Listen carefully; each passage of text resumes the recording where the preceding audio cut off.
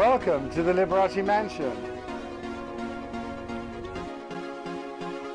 Welcome to Under the Vegas Sun, looking at the people, the events, and the news surrounding Las Vegas and the entire Vegas Valley.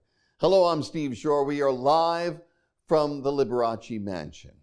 Over the past few weeks, we have heard from so many of you wanting to know more about the mansion, wanting to see more about the mansion. Especially a lot of people in California who are brand new to the show saying, cannot we see what the Liberace Mansion is all about? And there's so many things that are fascinating here. Like, for instance, this wonderful staircase. Now, this staircase was originally in the Can room in Paris, France. It was brought here in one piece, flown here in one piece. And then Liberace had it brought into this building by helicopter and then built everything else around it. It's a fascinating story, but that's only one of the stories that are here.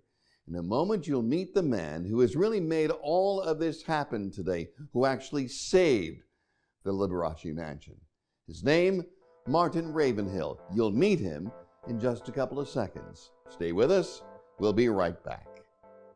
Have you ever had somebody, a performer, that you really, truly loved, that maybe you followed? Maybe it was a Lady Gaga or a Frank Sinatra or a Dean Martin or a Sammy Davis Jr. Think of what it would be like if, because of that, you ended up owning their amazing home. Our very special program today is exactly that individual. His name, Martyn Ravenhill. He is the proprietor and the owner of the Liberace Mansion. Welcome to our program. Thank you, Steve. Thank you for having me. There has been so many stories about how you first purchased this property, how you got your hands on the property. The reality is, if I'm not mistaken, that you had never seen Liberace in person, that as a young person, you became enthralled with him in his television broadcasts, so much so that you wanted to learn how to play a piano. And then you heard, as you got older, about the situation impacting this property, his home. How did you happen to do all of this? Well, it really was a freak of nature. A friend of mine in London was saying, I was actually in Mexico at the time, was saying that, did you hear about that new movie coming out with Matt Damon and Michael Douglas? And it's about Liberace's life. And I said, no, I haven't. I'll have to check on YouTube to see the trailer, see when it's going to be previewed, And so I went on to YouTube and saw the preview of Behind the Candelabra, and it hadn't been released yet. So then, as you know, if you watch YouTube, it will then automatically go on to something else which other people have watched and related to their subject matter. And so there I was, all of a sudden, and there was this person begging someone to buy this mansion. And it had been taken over by the bank. It was in foreclosure. It was falling apart. It was almost at the point of where it was a wrecking ball that was going to come in and tear this place down. Well, this guy was pleading with Elton John and all the celebrities, please, this is a landmark building, please, someone, if you've got deep pockets, just come and save it, please. So in August of 2013, Martyn Ravenhill, out of the clear blue sky, comes to Las Vegas, walks through the door and says, I'm buying it for $500,000. Is that what happened? Yes, it very much within 10 minutes, yes. Within 10 minutes? Yes. And you had never met Liberace? Never had met Liberace. Since that time, you have put in millions upon millions of dollars into this home to resurrect it to its original elegance, haven't you? Yes, to answer you. We've had so many people contact us here on the show saying, can you show us more? Can you talk about more of what this house is and what it is? You and I are now sitting in this wonderfully opulent living room that Lee had, and by the way, we call him Lee because anybody who was a friend of Lee always called Liberace Lee. It was never Liberace. But Lee had so many different people that came into this house. And there were unique things. For instance, the wonderful etchings in the glass and in the mirrors in this house. Etchings were important to him. Yes, they were. And these are particularly fascinating because they were created by a gentleman by the name of Aubrey Beardsley, who was the illustrator for a very, very famous author at the time. And this is 200 years ago, mind. But if you look at them, they're a little risque and a little, there's something to be said about each and every one. There's one with a cherub that's holding this candelabra. It's the only thing I can say. It's a candlestick that this cherub is holding. That's absolutely amazing. The etching of Liberace's signature on the bar. They're amazing, and they are so much of what Liberace was to this house. I think so, and I think that the author which I was trying to tell you about was Oscar Wilde, of course, one of Liberace's favorite authors. But yes, they are. This is the only house of its kind in the world. Part of this house was the dining room, and what most people didn't know about Liberace was that the dining room was very important to him, because that's where his very, very close friends, he entertained and had dinner with them in this wonderful, elegant dining room. That's true. When you walk into that dining room, what do you feel? I feel, I wish the walls could talk. I would have loved to have heard the anecdotes, the stories, the humor. I would have loved to have been able to feel the ambience. You can feel it a little bit. Sometimes you tingle a little bit. You think, what's that about? Did I shiver?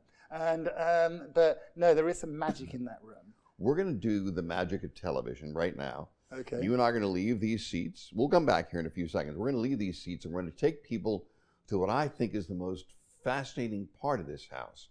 And we're going to do that now and watch. Here's what happens. Okay, with the magic of television, we've now moved to what I think is one of my favorite places within the house. It's called the Hall of Mirrors. Now, Martyn, here's the story. Liberace became fascinated with the Palace of Versailles. In the Palace of Versailles is the Hall of Mirrors. And he recreated the Hall of Mirrors here in his house that led from the living room, dining room, to his boudoir. This is a fascinating place, isn't it? It really is quite something. I mean, I have dogs. I have lots of dogs. Lots of dogs. Yes. And when I first bought them here, I mean, they saw themselves, but of course they'd see themselves. They just stopped. No, they were going berserk because they saw them, hundreds and hundreds of dogs, but it was themselves, and so it made me smile, and so I actually kept them out of there. I started to keep them out of the house actually, because they can't tell. The house is so big they can't tell the difference from inside and outside. There is a place for everybody that when you stand in the middle and you look to the left or you look to the right. Yes. It's infinity. The mirrors go on and just like it is at the Hall of Mirrors at the Palace of Versailles. Liberace and his people figured out a way how to angle the mirrors in the right way to get that infinity look, didn't they? Yes, they did. It's an amazing situation. It is quite something, and especially, it's punctuated by these 4 columns, which are over 2,000 years old, from Athens. And the interesting thing about this house, remember this was 3 houses, but this is one house was Lucille Cunningham's, the accountant, and these 2 houses were put together and an internal section. So this was the end of one of the houses. You'll see there's a different height ceiling here. Right. And this was the other house with the 2 pillars there. Okay, 14,000 plus square feet, right? Yes, almost 15. Almost 15,000 square feet, 18 chandeliers, 6 columns. How many bedrooms? We got 2 bedrooms. 15,000 square feet, 2 bedrooms. Here comes the question, folks. How many bathrooms? 10. 10 bathrooms. That's right. So not only was he fascinated with mirrors, but apparently he was fascinated with bathrooms as well? I don't know. He had a lot of party. This is a party. This is a party house, and you know, everyone wants to go at the same time. You know, I don't know. I really don't. We've done stories before, and we've done shows before up in the Moroccan room, which, by the way, is a fascinating room. That was his private place for his friends, right? That's right. That's where his stage friends would come, and they'd party upstairs in the Moroccan room. But I tell you, I bet they were more fascinated with the Hall of Mirrors. I think, yes, this is something very, very special. And with the Baccarat crystal scones and that, I mean, it is just something else. So the chandelier sconces are Baccarat crystal. Yes. I can't even imagine how much they are worth, or how long it takes to clean them. There's that. So I have them insured for quite a lot of money. I bet you do. I bet you. Out of everything in the house, and we're going to talk more in just a few minutes about two of the more amazing places, what you see behind us, which is the entry to the bathroom, the boudoir, and the wonderful area of his bedroom, which is this massive room that has this incredible ceiling. We won't give it all away, but we'll tell you about it in a few minutes. Out of everything here, what's your favorite? What's the one part that you like the best? The Moroccan room. It is the Moroccan room. It is the Moroccan room. I go up there at night with a glass of wine, I look at the stars, and I just almost go into a trance. There's a sparkling energy up there, and you know, you can really, I don't know, you just feel the joy of it all. So Liberace built the Moroccan room on the second floor because he wanted to be able to see his showroom and his hotel, and he knew that he could get there within 6 to 9 minutes. You can't do that anymore today, can you? No, you can't. We're going to take a break for a second. When we come back, we're going to tell you more about this amazing, amazing house and tell you about, again, the incredible bathroom and just the ceiling in the bedroom. It is truly amazing. We'll be right back. Stay with us. Welcome back. It is a fascinating house, and as you saw, the Hall of Mirrors, so incredibly wonderful.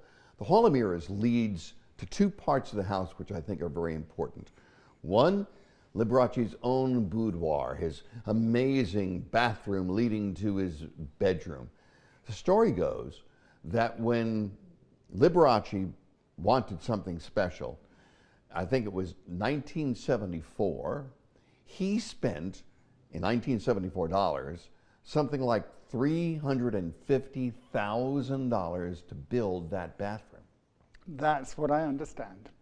It's amazing. It was in Variety magazine, and it's very well known. As you know, if you watch the opening of his show, it appeared in every opening of his show, and he had 2 shows a day, you know. So it became very well known, and still to this day, I've been able to save it. Golden swans. Yes. I mean, they're not gold carat. They're not gold plated. They're golden swans that he put in that place, that bathroom. And then on top of the ceiling, you have him watching himself in the bathtub with all these cherubs around him. That's right. He was a very religious gentleman, and he liked to associate himself as much as possible with the Catholic Church. As you know, Steve, from the master bedroom, the Sistine Chapel ceiling. Okay, I mean, you mentioned it. Let's talk about it. So the Sistine Chapel ceiling is the most amazing part of this entire house. He actually contracted a direct descendant of Michelangelo, Stefano Angelo Falk. That's right. Correct? And at the time, he paid him $1.5 million to set up scaffolding and build in his bedroom an exact replica of the Sistine Chapel. Yes, that's, there was only one person in the world who'd do something like that, and that was Liberace. He was something else. Now that was almost lost, wasn't it? Because of the sinkhole that had taken place surrounding this house, right? There were 2 huge sinkholes. I didn't know that upon purchase, but there were leaking pipes for 30, 40 years, and just a leaking pipe, even if it's just a trickle. Remember, we're on the desert here, so it's sand beneath our feet. And water and sand, they will, well, look at the Grand Canyon. At the bottom, you'll see a little stream. So it gives you an idea of the magnitude. I had to pour hundreds and hundreds of concrete with pylons with propeller-type blades on them to not only support the room, but to lift the room up. Because there was a separation between the ceiling and the walls that could have destroyed this amazing Sistine Chapel ceiling. It's an 8-inch gap, yes. Which is 8-inch gap? Yes. And you were able to fill it back in by lifting the ground below up to where it is today. That's right. And you did it just because you were a fan of Liberace's? Well, I had a sense of purpose, I had a sense of destiny. Remember, I come from the old world in England where saving things is so very important. I myself am a bit of a pack rat, can't bear to lose anything. And so once I sunk my teeth into it, it was rather like a cat who gets a mouse and you don't want to let it go. And so I'm rather like that. And yes, in for a penny, in for a pound. I was up to my neck in it. Luckily, I had the stomach for it. And so it was, life in the fast lane. Okay, here. Now I have the question that I've been dying to talk to you about. We've been in the mansion, we've been doing our TV show in the mansion for over a year now. And I'm so honored and so thrilled to be able to do this TV show in here. But what I have felt over the time and what I've learned over the time is there is a certain spirit that goes along with this house. Many believe that's the spirit of Liberace. Now, there are 2 instances we're going to share with the audience right now, and I want you to comment. The first is the incident that happened really in the middle of the night. The front door was locked and latched, and out of the clear blue sky, picked up by the security cameras that are at the front door, the door opens. Yes, I know. That is, it was thrilling. I mean, remember, coming from England, that is the most creepy place in the world. So I'm not spooked by ghosts or anything like that, but I did go around. We have cameras all over this house. And we've tuned into the police department and security department. So if anything is triggered, now these doors opened up, set off the alarms, and then I went around to look at the other cameras to see what was going on outside the house to make this happen. It wasn't even a windy evening, Totally unexplained. Well, the other thing is the latch. Yes, it's the deadbolt. The deadbolt latch, when the door opened, and you can see it in the video, the deadbolt latch is still out. I can't explain it. All I know is it isn't scary. Nothing happened here. It was just like, popping up to say hello. It was. Okay, so the audience just saw this, and they'll make up their own mind. I personally believe that there is a certain spirit that lives in this house, whether it be Liberace or whatever. The second happened in the dining room. And out of the clear blue sky, again, picked up by the security cameras, we'll show this footage now, there is an orb that flies through the room. How do you explain that, Martyn? I can't explain it. I really can't explain it. But all I know is it's not a bad spirit. It's not a bad spirit. Wasn't that the time when you were actually filming here, doing a show? We were filming and doing a show, and the cameras picked it up. Well. and again, and I know that you've had some ghost watchers, I don't know what they're called, but people come into this house since then to find out if there really is something here. What do you think, Martyn? I think you, as everyone else who comes into this house, feels an energy and ambience, something special. They know this isn't a regular house. You just know it's not a regular house. It's not a regular house. Yeah, there is an energy there. you have certain things. Now, there's a lot of things about this house. There are a total of 18, count them, 18 chandeliers that are in this house, because Liberace loved chandeliers, and there are all different kinds and beautiful chandeliers. There are also 8 columns that are here that you saved. I mean, basically you saved them, that date back 2,000 years from Greece. That's right. That could have been lost. Easily. When you look at this house and what you've done with it, Martyn, and I know the audience doesn't know, I know that you have opened this wonderful house to various nonprofit organizations and charitable organizations for various different events to take place, because you believe that's part of the spirit of what Liberace was, giving back to the community. Where do you see it now? Where do you see what you did in 2013 to where it is today, the first historic signified building ever in this community? First one. How do you see that today, Martyn? I really do believe that I've been able to set a special standard here. You know, this neighborhood was in decline. You know, there were smashed windows, there was peeling paint, there was overgrown gardens. Now, no one has a smashed window. They've repaired their smashed windows. They're painting their houses, and the property is going up in value. And so I think that I have been able to, I've been a good example of perhaps how to turn something which was declining and dimming into something which is green and growing.